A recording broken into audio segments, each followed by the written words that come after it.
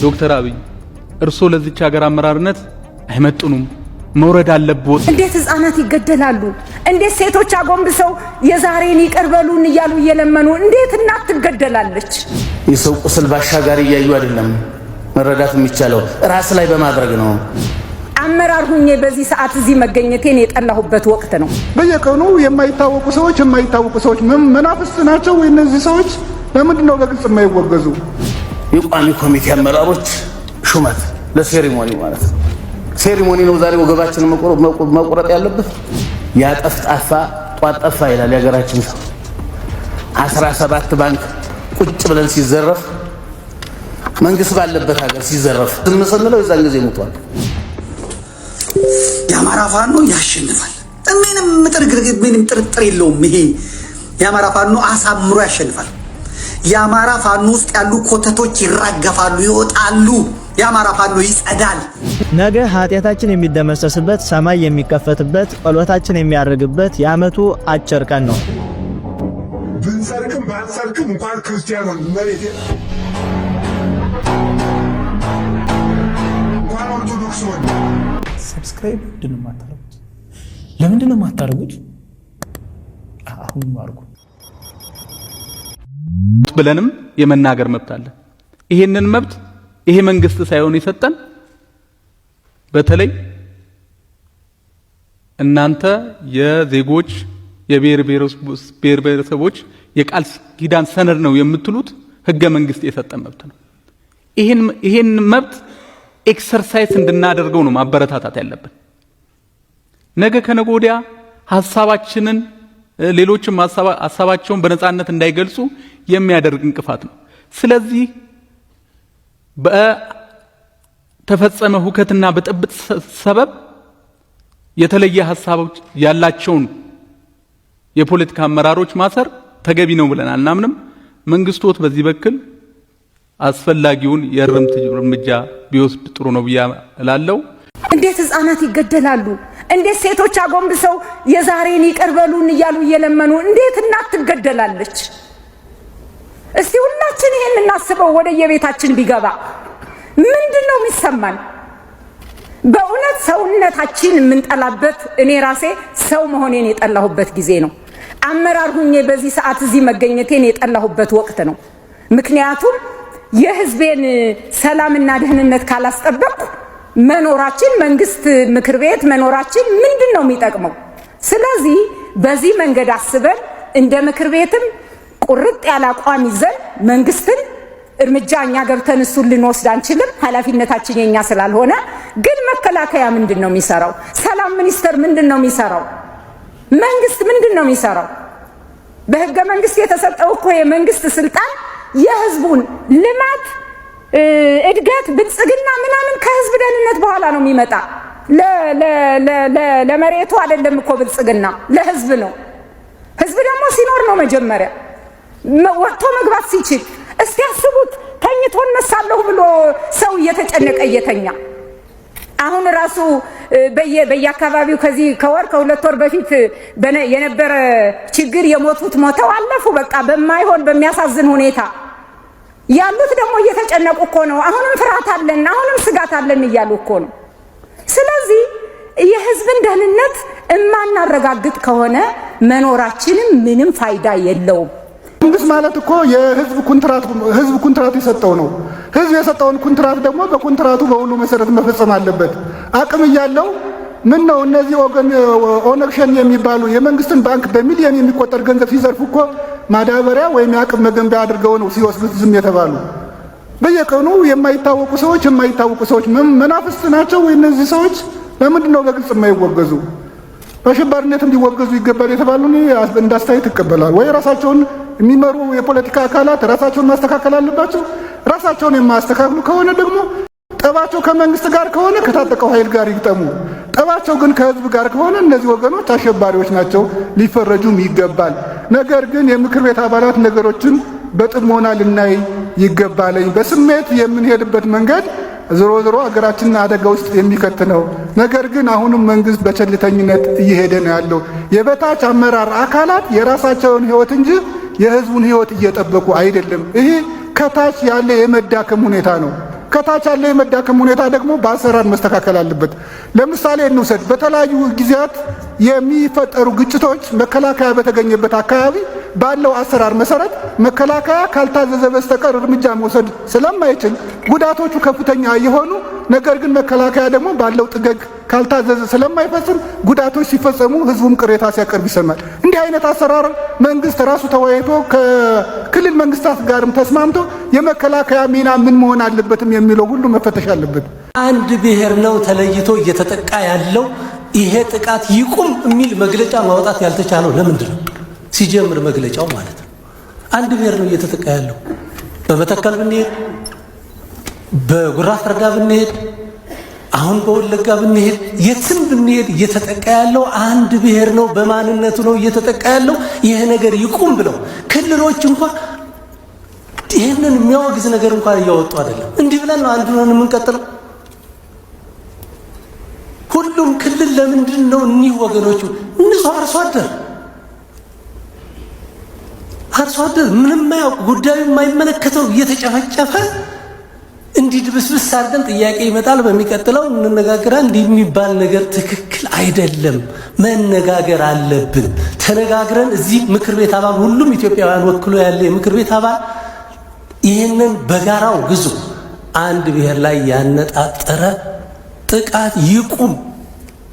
ይህንን ደግሞ የሚመለከተው አስፈጻሚ አካል በአስቸኳይ ይህን የሚያደርጉት ላይ እርምጃ ይወሰድ። መንግስት አሁን እየተሳሳተ ያለበት ጉዳይ አንድ ነገር ልንገራቸው። በሁለተኛ ዓለም ጦርነት ጣሊያን ኢትዮጵያን ስትወጋ ቀዳማዊ ኃይለ ሥላሴ በሁለት ምክንያት ፈሩ።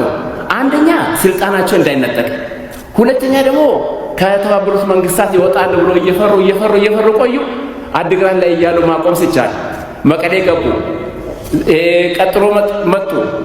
ማጨው ሲደርሱ ጦራቸውን ይዞ ወደ ደሴ ሲደርሱ ወደ አገሩ ተይዟል። የኛ መንግስት መጀመሪያ ኦነግ ሸኔ ክብርት ሰያዩ የኦነግ ኃላፊ አዲስ አበባ ሆኖ ማዘዣ ጣቢያ የሚያዝ ነው። ስለዚህ እኔ ፍራቻው ከዚህ በኋላ ቢቆም ይሻላል። በስነ ስርዓትና በህግ የኢትዮጵያ ሉዓላዊነት ተቀብሎ የሚኖር ከሆነ እሱን ተቀብለን እንላለን። ማጠቃለያ ላይ በዚህ አይነት ከቀጠለ አሁን የአማራ ብሔረሰብ ብቻ አይደለም፣ ቀጥሎ የሀዲያውም፣ ቀጥሎ የራሱ የኦሮሞም፣ ቀጥሎ የሶማሌም ሁሉ እየተወጋ ነው የሚሄደው። ከዛ በፊት እንደተባለው እኔ አጀንዳዎቹ ቀጥሎም ነገም ተነገ ወዲያም ልንወያይ እንችላለን። በዚህ ጉዳይ ላይ መንግስት፣ ጠቅላይ ሚኒስትሩ፣ ወሳኝ ስራ አስፈጻሚ፣ የመከላከያ ሚኒስትሩ፣ የፌዴራል ፖሊስ አዛዦች፣ ኃላፊዎች ያሉበት ስብሰባ በአገር እንወያይና መንግስት አቋም ይዘን ውሳኔዎቹን በአስቸኳይ ማስተላለፍ አለብን የምንለው። አመሰግናለሁ። ሰው ሳያልቅ ነበር እንጂ እርቅ አሰራር በቀን እየተቀበረ በሳምንት እሑድ ይህን ያህል ሰው እየቀበርን ስለ እርቅ አሰራር ስርዓት አጀንዳ ሆኖ ዛሬ አሳዛኝ ነው በጣም። የጤና መድ የቋሚ ኮሚቴ አመራሮች ሹመት ለሴሪሞኒ ማለት ነው። ሴሪሞኒ ነው ዛሬ ወገባችንን መቁረጥ ያለበት። ጀምረዋል እኮ ሰዎቹ ስራቸውን ጀምረዋል። እና ትንሽ እየተፈጠረ ያለውን አደጋ እየተመለከተ ነው አይመስለኝም። ትክክልም አይደለም።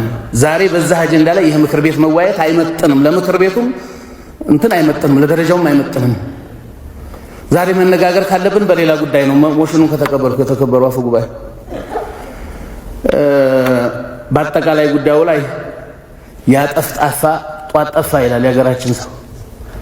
17 ባንክ ቁጭ ብለን ሲዘረፍ፣ መንግስት ባለበት ሀገር ሲዘረፍ፣ በሀብት ራሱን ሲያጀልት ይሄ ዘራፊ ገዳይ ቡድን በሀብት ሲጠናከር በሪሶርስ ሲጠናከር ዝም ስንለው የዛን ጊዜ ሞቷል ነገሩ። ተተኳሽ ያለው መሳሪያ ከገዛ ተታጠቀ በሎጂስቲክ ከተሟላ ይሄን እንደሚያደርገው ምንም ጥርጥር አልነበረም። ስለዚህ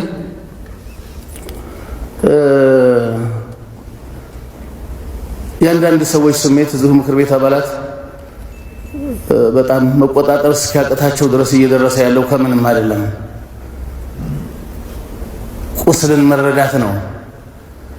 የሰው ቁስል ባሻጋሪ እያዩ አይደለም መረዳት የሚቻለው፣ ራስ ላይ በማድረግ ነው ቁስልን መረዳት የሚቻለውና እኔ ቶታሊ አሁን የምንገኝበት ሁኔታ በጣም አሳሳቢ ነው። ህግ እየተከበረ አይደለም፣ በግላጭ ህግ እየተጣሰ ነው። ህግ ማስከበርም አቅቷል የሚል ግምገማ ነው ያለኝ። ሞሽኑን ተቀበለን ውይይት እንድናደርግ ነው ፈልገው። አመሰግናለሁ። የአማራ ፋኖ ያሸንፋል። ምንም ጥርጥር የለውም። ይሄ የአማራ ፋኖ አሳምሮ ያሸንፋል። የአማራ ፋኖ ውስጥ ያሉ ኮተቶች ይራገፋሉ፣ ይወጣሉ። የአማራ ፋኖ ይጸዳል። እስክንድር ከቸኮለ እስከ ምርጫው ድረስ ይቆያል። ከዛ ምርጫውን ያጨናብርለታል። ከዛ በኋላ ይጠራል። አብይ ፕሬዝዳንት ይሆናል። እስክንድር ምናልባት ምክትል ፕሬዝዳንት ይሆናል። ከዛ አብይ ፖለቲካ ይሰራል። ልክ እንደ ብርሃኑ ነጋ ትምህርት ሚኒስቴር እስክንድርም ቤተ መንግስት ይሄው ይመቻቻል፣ እኛ ታርቀን ምናምን ያሰኛል። እስከዛ ድረስ ሊያጭበረብር ይችላል። ጎንደር ያሉት በአጠቃላይ ይመለሳሉ።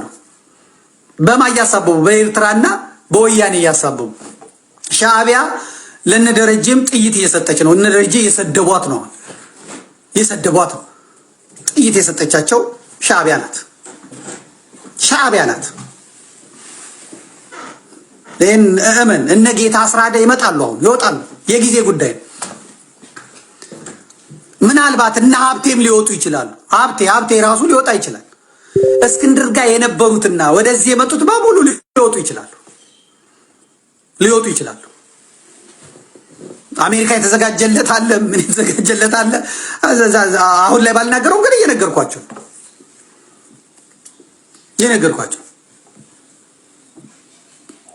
አፋባ ውስጥ የገቡት እነ ዮሐንስ ንጉሱ ይወጣሉ። ምን አለበሉኝ ይወጣሉ። በቃ እነ አስረስ ከተመቻቸውና ይሄ አፋባ ውስጥ ጥሩ ቦታ ካገኙ ይቀጥላሉ። ካላገኘ እጁን አንከርፍፎ አጎቱ ጋር ይገባል። የተመስገን ጥሩነህ ፋኖች ናቸው፣ ይገባሉ። ምንም ችግር የለም። ግን አማራ ያሸንፋል፣ ፋኖ ያሸንፋል። እመነኝ። እጅ እየሰጡ ነው ዘመዴ ምናምን። እጅ ከሰጠ ታዲያ ምን እንትራስ ባለ። አሁንም ጫካ ያላችሁ ባካችሁ ግቡ። በድሮን እየደበደበ ነው፣ አሁን እየተዋጋ ነው። እንደ ጫካ ውስጥ የገቡት ምን አገባ? ከገባ ጃልሰኝ እንኳን እኮ የተሻለ ነው በእውነት ጃልሰኝ ይሻላል። የሚሻለው ምንድን ነው? ቢያንስ የሚታዩ ጎፈር ያደረጉ ስንት ሰዎች ገብተዋል። ይሄ አጎቱ ጋር መጥቶ ጨብጦት የተቃቀፈ ማስረሻ የሚባል ፋኖ ፈረሰ፣ በቃ ፋኖ ጠፋ። ተዋግቶ ማያቅ ተኩሶ ማያቅ አጀንዳ እየሰጠ እዛ ባይባይ እንደዚህ አይነቱ ሲነቀል ሲወጣ ትክክለኛው መስመር ይመጣል። ጎጃም ውስጥ እያያችሁ ነው።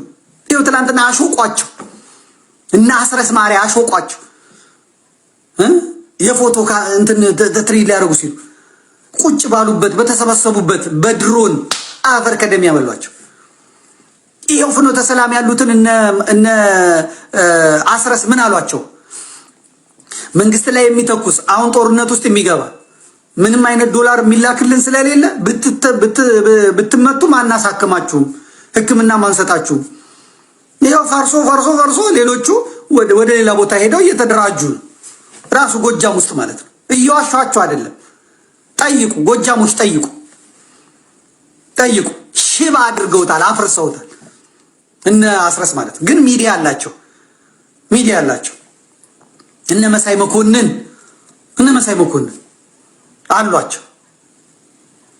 አሏቸው። ስለዚህ የአማራ ፋኖ ያሸንፋል። መቼ? የዛሬ 40 ዓመትም ይሁን የዛሬ 80 ዓመትም ይሁን የዛሬ 4 ዓመትም ይሁን የዛሬ 40 ቀንም ይሁን የዛሬ 4 ቀንም ይሁን የዛሬ 4 ወርም ይሁን ያሸንፋል። የነብር ጭራ ተይዟል፣ አይለቀቅም። ውድመት ይኖራል፣ አዎ ይኖራል። ሞት ይኖራል፣ አዎ ይኖራል። በብላሽ ግን መሞት የለም። በብላሽ መሞት የለም። ሞት አለ፣ አዎ ይሞት። በብላሽ እየሞት ካደለ እንዴ?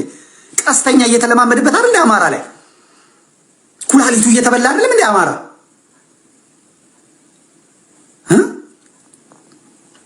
ከወያኔ ጋር ለምንድን ነው የወጣችሁት ይላቸዋል። የብአዴንን ፋኖ ነው ለምንድን ነው የወጣችሁት? አሁን ምንድን ነው የመጣችሁት? እንዴ ከታሪካዊ ጠላቶቻችን ጋር ከኤርትራና ከግብፅ ጋር ከሚሰሩ ሰዎች ጋር ማኛ አንዋጋም ብለን የመጣ ነው። እና አሰብ ደግሞ የኢትዮጵያ ናት ከመንግስታችን ጋር ሆነን ዋጋ ለመክፈል የመጣ ነው ይላል። የሻዕቢያን ጥይት የሻዕቢያን ስንቅ ሲበላ ከርሞ ማለት ነው።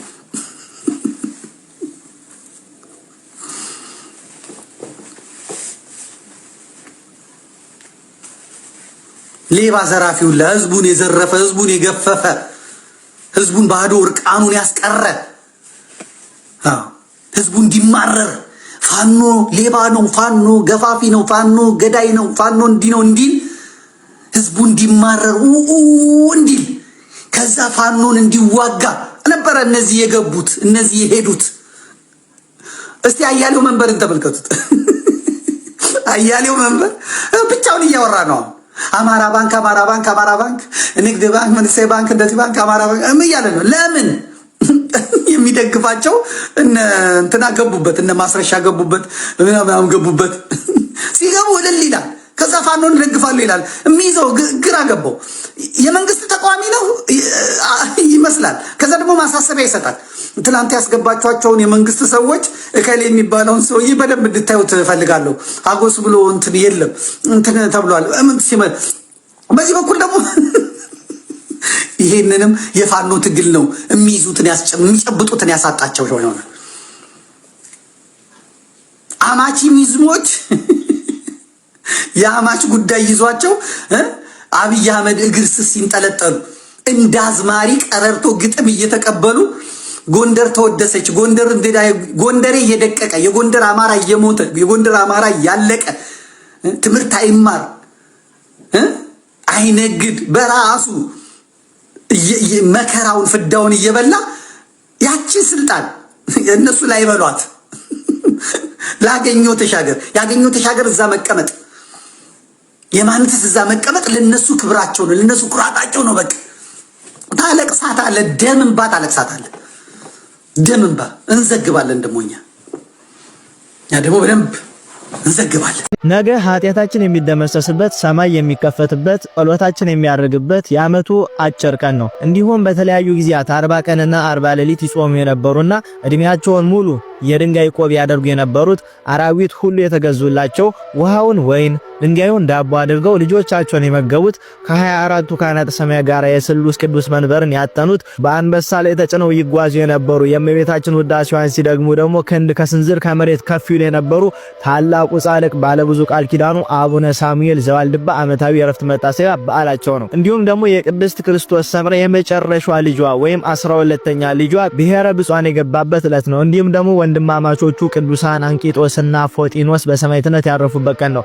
እንዲሁም ደግሞ ዳግመኛ በሽለት ሊቃውንት ቅዱሳን አባቶች በሮሜ ሀገር የሃይማኖት ስብሰባን አድርጓል። ምክንያቱም ብናጥስ የሚባል ቀሲስ በስደት ጊዜ የካደ ቢኖር ወይም በዝሙት የወደቀ ወይም በሌላ ኃጢአት የተሰናከለ ቢሆን አለ በንስሐ ሊቀበሉት አይገባም የሚል ፍጹም ክደትን በማመኑና በማስተማሩ የሮሜ አባቶች እዚህ ላይ መልስ ለመስጠት ተሰብስበዋል። እንዲሁም የመላእክት ሁሉ አለቃ ቅዱስ ሚካኤል የበዓሉ መታሰቢያ ነው። ይሄውም በዚህ ወር እግዚአብሔር ወደ ባቢሎን ሀገር ልኮት ናቡከደነጾር ከእሳት ውስጥ የጣላቸውን ሶስቱን ሕፃናት አናንያ አዛርያ ሚሳኤልን አድኗቸዋል።